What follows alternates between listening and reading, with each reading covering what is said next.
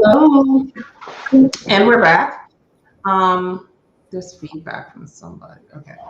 All right. Hey, everyone. Welcome back to Mission Impact. So the theme for this month, April, is marketing your social impact business. So we've talked about,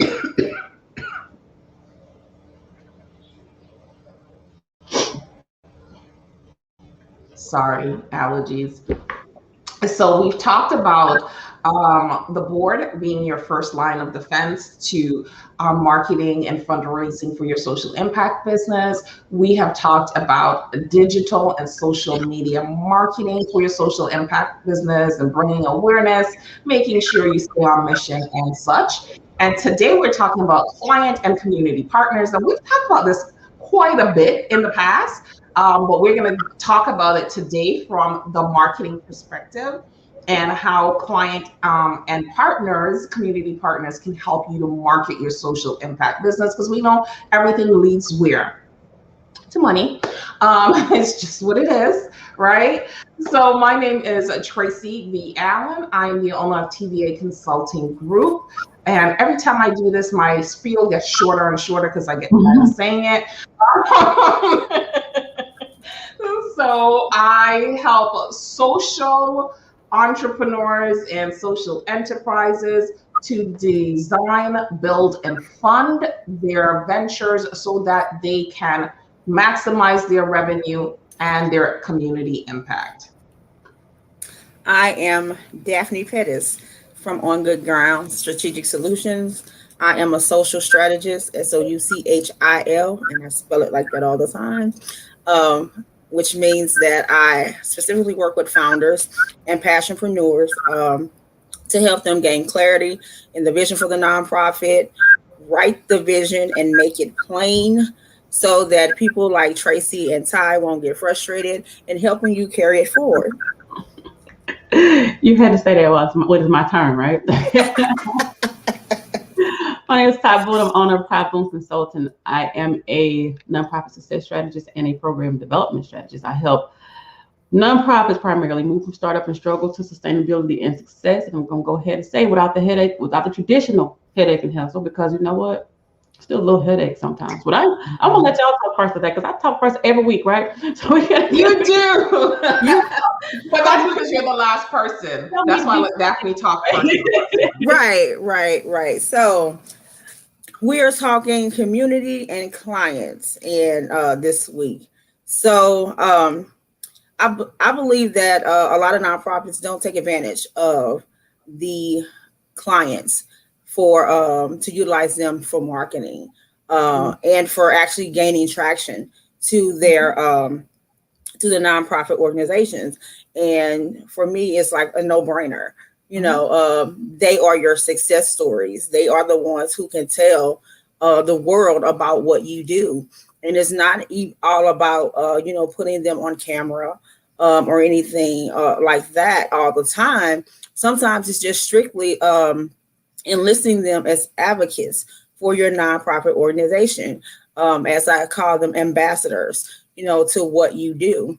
And one of the easiest way to do that is to have some sort of ambassador program, for your for those who you serve, who have went through the programs, the processes of your nonprofit organization, and know what it is that you do. And not only can they speak to the current people who are actually, going through your programs and processes, they can speak to the community to actually gain traction and dollars to your organization. So who does a funder want to hear from? They don't want to hear from you. They want to hear directly from those people who you serve. And that's the best way to get a funder to know what you do. So utilizing those success stories, putting those success stories on your social media, as we talked about last week, and your website, getting that information, taking the time to interview them, just telling them to write their own story, their own experiences with your nonprofit organization. Just those simple things would actually help a lot of nonprofits actually gain the traction that they're struggling to get. to their nonprofit. I agree. Telling those success stories, which we're going to talk about next week, is actually telling some of those success stories and what that should look like and how you should go about it. But everything that Daphne said is absolutely correct. When you're building those community partners, they become a voice for your organization. If that partnership was a relationship that was developed and built over time, then they become, like I said, adjunct ambassadors for your organization. Every person that you can get to buy into your mission, you can develop a relationship with, becomes an adjunct ambassador for your organization, because one person knows 10 people. We're just going to go with the number 10. We know everybody knows more than 10 people, right? But let's go with the number 10. That those 10 people know 10 more people who know 10 more people who know 10 more people. And this is how you are able to really build awareness around the cause that you're trying to champion and your mission. We really, really, really, really underestimate word of mouth marketing. It is still the most powerful tool known to mankind, because if I tell you to go ahead and purchase such and such because I have used it and it is amazing, you are more likely to go ahead and purchase it or give to it because I told you that it was XYZ, because you and I have a relationship and you trust my decision-making powers. You trust my powers of discernment. And that's what you want in your nonprofit organization. You don't want to go out there and have this bad reputation to be this person who, squanders money or doesn't really help the community or turns people away or, whatever that is. And no nonprofit organization, let's just to segue a little bit, should be turning people away, because you should be building, again, those community partners, which are able to take on the overflow or do the things that you're not able to do. And this is how you develop those relationships, because you become like a referral program for each other. And they tell their clients who need your services about you. You tell your clients who need their services about them. The clients themselves, like Daphne say, go out into the community. Those clients know everybody in the neighborhood, right? And most of the people in the neighborhood are going to need your services. And they'll say, hey, if you need to get your GED, go to here. If you need to find funds for your babysitting, or you need to get your child into a babysitter that's affordable, you go here. Whatever the services that you're offering, they can be that word of mouth for you. Those are the people who should be showcased on your website. Those are the people who should be showcased on your social media platforms. Funders today, in case you didn't know, they are going to your social media platforms and really going through, not scroll down, down, 6 months back, a year back. They want to see that you have had a pattern of consistency. So that's why it's so important when you're thinking about marketing to really create a plan. I think Daphne talked about it last time or last week or the week before, making sure you create this plan that's comprehensive: funding, marketing, building community partners, outreach. There's so many plans. We like to say a nonprofit is about planning, to plan, to plan, to plan some more, right? It's just about planning, man. Of course, you got to execute at some point in time, but you have to have the plans in place. Yep, the plan has to be there. And I like, Tracy, you said relationships a couple of times, right? Mm-hmm. That partnership, that trust, relationships is the thing, right? Relationships matter. Y'all seen the hashtag relationships matter. A lot of times we're wanting to develop partnerships and we don't know how. Mm-hmm. I see a lot of nonprofits who say, well, I went out and I asked them to partner with me and they don't want to partner with me, or then because you're not trying to first develop a relationship. You just can't walk up on folk, and they hadn't seen you. You up trying to harass people, at the gas station. But what about the relationship pieces of it? How do you start getting them to trust you? Mm-hmm. It's just with any relationship, how do you get them to start trusting you enough that they refer people to you, or they say, you know what, if you're having Tracy, you mentioned, if you're having an overflow, if I'm doing ACT prep and I ain't got no more seats, and I send somebody over to your organization, and this is how we work together, because I know you're also doing this. I'm in overflow, but I trust that you're going to take care of my people, right? You're going to take care of my clients. So because we have a relationship, you treat me good. So I'm trusting that you're going to treat my folk good, right? And I think that we miss that, because especially when we get our back up against the wall for funding, and we're like, oh, I got a partner. I need to have a partner. I need somebody, and we're in desperation, and we're thinking our biological clock is ticking, kind of like, and I'm like, I got to find me a husband because my biological clock is gone. I'm trying to get into this relationship. We ain't got a court, that kind of thing. We just trying to get in here and do what we do. And you forget about building the relationship. So things start to fall apart. Things don't look good. They can't trust you. You can't trust them, because y'all didn't build that up in the beginning, right? And this is the same thing with other organizations that you're trying to partner with out in the community. How have you shown yourself trustworthy? Have you shown some consistency, even in what you're doing with your own group of people? Have you been consistent? Has someone seen that and witnessed your consistency? They'll start coming to you and asking you to partner with them, because they like what you were representing. Right? Go ahead, Dad. You unmuted your microphone. Yeah, I did. And look, I pressed it before I knew it, and I was like, okay, do I got something to say? But the one thing about community is that community for us is always important, right? So when you're building that relationship, think about it. When nobody wants you to always come to them asking them for something, so when you're connecting with those organizations, don't always have a motive for connecting with them. Don't always be about, I need something. I need you to partner with me. I need this or I need that. Connect with those organizations when you don't have a need, so that when you do have one, they'll be more so to respond versus, be like, well, oh gosh, you need something, go again.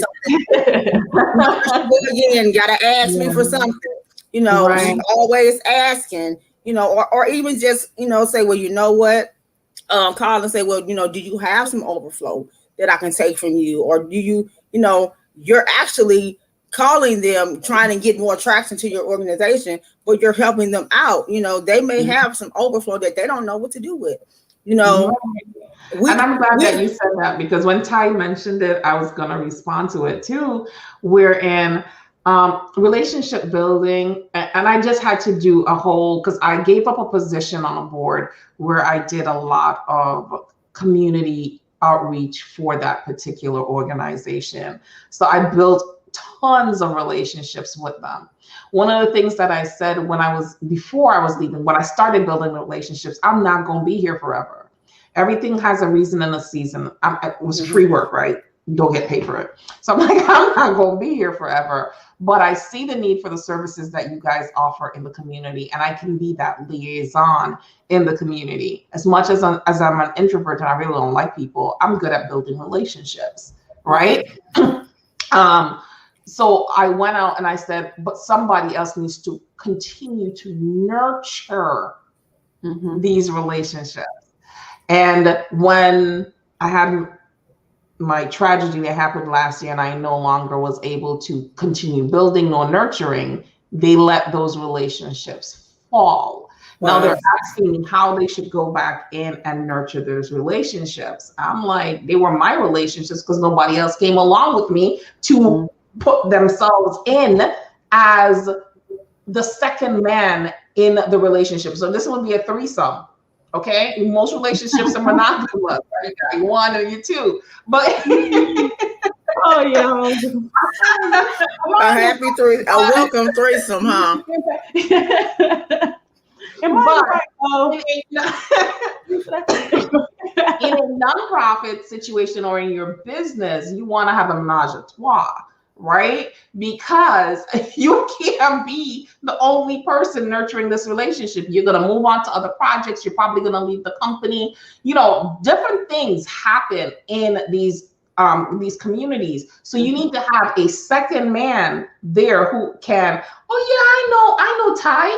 And Ty can slip right in when Tracy leaves. You know what I mean? Because you have already started that nurturing process as the key person was building that relationship. So I just kind of wanted to say that because I think, they asked me, so the person who's taking over that position asked me, well, how did you build these relationships?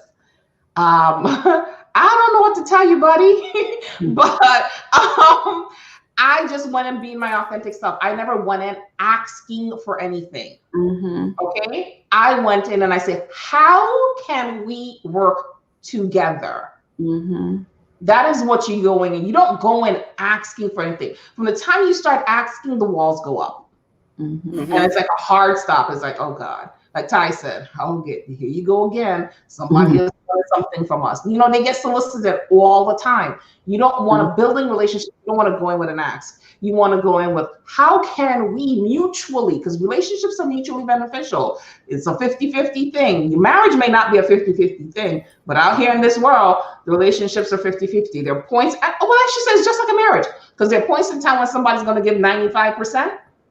And there's another time when somebody's going to be giving 50-50. Then there's another time when somebody's going to be giving 30-70. It fluctuates depending on what each person wants. But you just have to go in with asking, how can I help you? And this is how I can help you. So you have to already go in before you approach anybody to start building a relationship with a partner. And we don't usually teach on here, but I really feel like somebody out there really needs to hear this. Before you go out and try to develop community partnership relationships, you are going to need to sit down and do some homework. Yep.